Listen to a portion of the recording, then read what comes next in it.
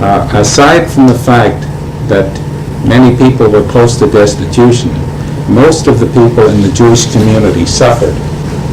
As a matter of fact, during that period for 4 years, I worked in a bank, and I saw some of the problems that were going on among the business people, the checks that were flying back and forth, and it was really bad.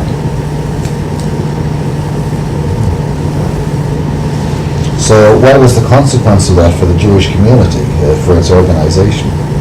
Well, I think that the principal consequence was that they had to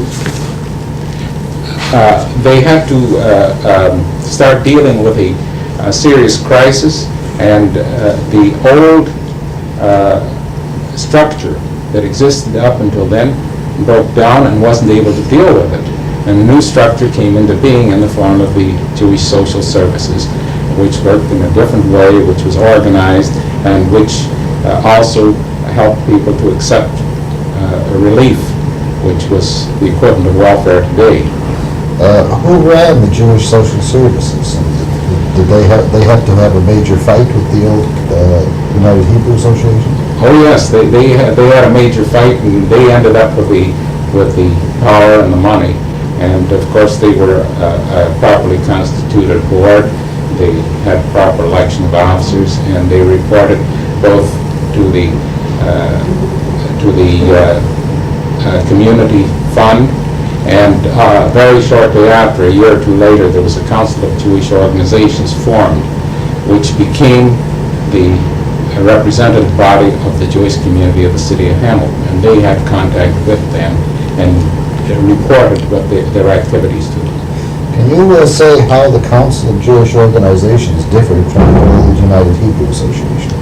Well, the old United Hebrew Association actually was a group of people.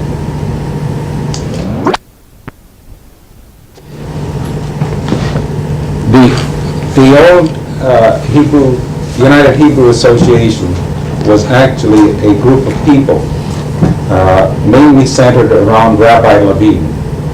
Rabbi Levine came to this country, and he brought with him a certain aura as a rabbi, and you didn't argue with the rabbi. He had a group around him in the United Hebrew, but in the main, he called the shots. You want to ask anything else? Yeah. What was the difference in functions between the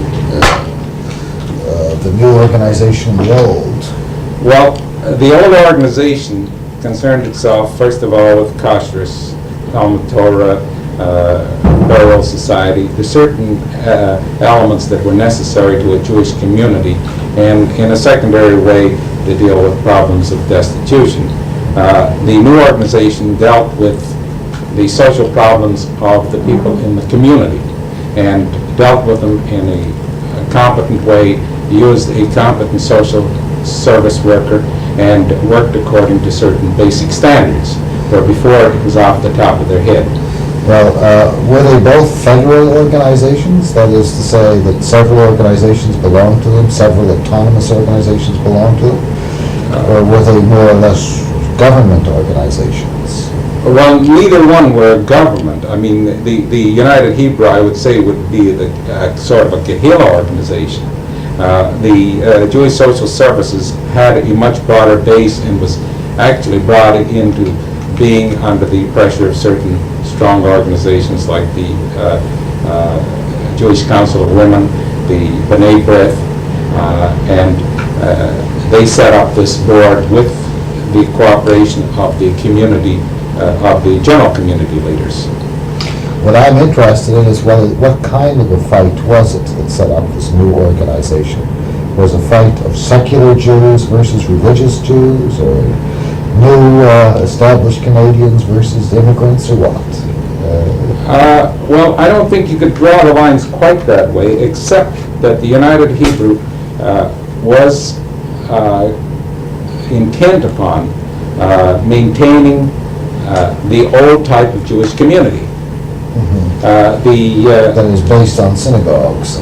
Based on religion, based on synagogues, and there was, as a matter of fact, there was a very serious problem. They for instance, Rabbi Levine and these people advised people against taking welfare, advised them against going to the general community, to the city funds when these people were destitute, because they felt that this should be under them, and that they should not lose control. At least that's the way it looked like to me. What happened to the United Hebrew Associations after this? Well, the United Hebrew Association, once they lost their power, became a sort of a criticism group who were... Did they join the new group?